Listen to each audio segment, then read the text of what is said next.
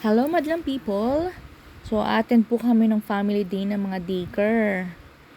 So, bali po, ang gaganapin po ang family day ng mga daycare ay sa Barangay Katambungan, Infanta Quezon. Yan po ay ang resort ng Vesa Frieledo Resort. So, mas kilala po yan na resort na Hello Kitty Resort. Kasi meron po mga Hello Kitty na mga rebulto. So, ito po ay bali po ay 7 barangay po ang magkakasama. Ito po yung Alanga, Anibong, Langas, Barangay Bakong, Barangay Banugaw, Barangay Amulungin, Barangay Alitas, Barangay Binunuan. So ayan, kanya-kanya pong dala ng pagkain. So ang niluto po namin is minudo. So ayan, instead po na minudo na baboy ang niluto ni Ajashi, so yan po ay chicken. At saka po sinigang kasi nagpaluto po si Jello ng sinigang. So ayan, habang pong nag-iintay kami, 9 AM daw po, so nagpicture-picture po muna ang aking mga bagets.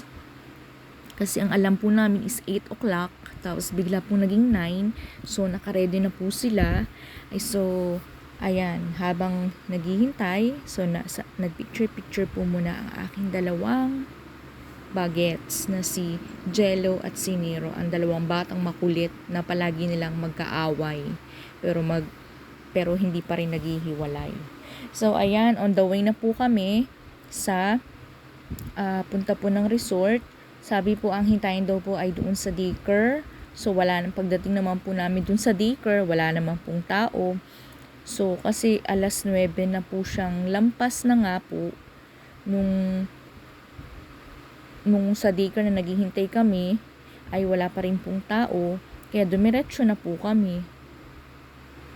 So ayun, on the way na po kami papuntang resort. So ayan, tanong pa po kami dyan kasi hindi po namin alam kung saan. First time po kasi namin pumunta sa resort na yan. So ayan, naghihintay po kami dyan sa labas kasi anong oras na po, wala pa po ang aming mga kasama. So ako po ang kaunahan. So ayan pong si Nero, makikita nyo nagmamaktul na po siya kasi gustong gusto na po niyang pumasok. So pumasok po si Jowa sa loob, kaso wala naman pong cottage, walang cottage kung saan ang Barangay Anibong. So bumalik po ulit kami sa labas. Si Nero po gustong gusto na talagang maglangoy. So ayan, ang entrance po dyan ay 50 pesos, ma-adult man o so 110 po ang bata. Ang ambagan ng bawat daycare, kasama na po yung cottage. So ayan, nung banda po ng mga siguro po alas 10 na po yun. So pumasok po ulit si Jowa. Tingnan na po kung meron na po may cottage na available. So ewan po, meron pong isa. Nung dumating po yung isang parents, yung ay pumasok. Nung dumating po yung isang parents, pumasok na nga po kami dyan sa loob. So meron na pong mga panauhin na nagsasalita. So yun po yung mga panauhin. So kabilang po diyan ang daycare teacher, mga panauhin. Yan po yung mga daycare teacher, tsaka po mga halos po ng barangay ay meron pong mga representative.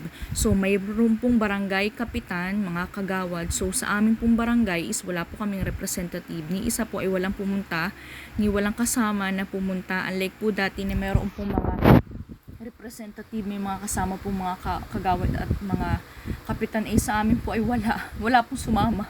Hindi po namin alam kung bakit wala pong sumama, kahit man lang kagawad, wala pong sumama. So ayan, nandiyan na po ang mga 7 barangay. So yung ibang mga kapitan o barangay kakagawad ay nagsasalita ng kanilang sasabihin. So ayun, may mga nakaupo po doon ng mga barangay kagawad at barangay kapitan sa unahan. So ayan po yung mga kubo-kubo.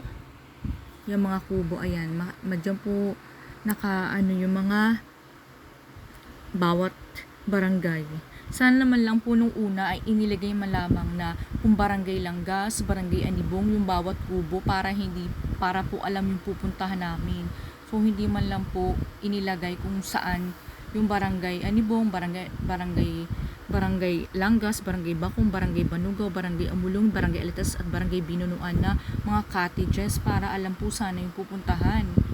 Kahit wala pa man lang nadating ng mga teacher ng mga barangay ng mga daycare ay may alam po ang pupuntahan. Sana po ganun. So para pong magulo po ngayon ng ano. Okay guys, thank you for watching.